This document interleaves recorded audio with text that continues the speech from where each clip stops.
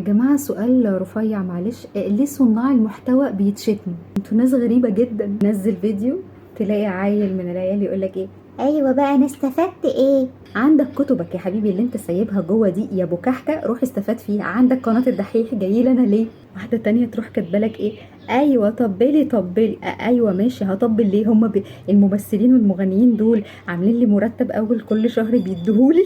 واحده ست امبارح كبيره كانت كاتبالي ايه، ما تقولي لنا معلومات دينيه بدل المعلومات اللي انت بتقوليها دي. حضرتك شايفاني مصطفى حسني؟ انتوا حتى مصطفى حسني مش سايبينه في حاله. بقى نوع تاني بقى، اول لما تنزل فيديو يقولك يا كذاب ما حصلش كده يا كذاب. طب قول لي انت الصح. لا ما اعرفش بس انت كذاب. في بقى اللي هي الصورمه بقى، اللي هي تخش تقول لك ايه، حبيبتي اقفلي الطرحه شويه، حبيبتي انت مالك ايه اللي انت حاطاه في مناخيرك ده؟ هو انت عامله حواجبك كده ليه؟ انت مالك؟ انت هتقفي تحاسبي مكاني؟ انت مالك؟ خليكي في نفسك، خليكي في حالك. انتوا ناس غريبه قوي المجتمع ده.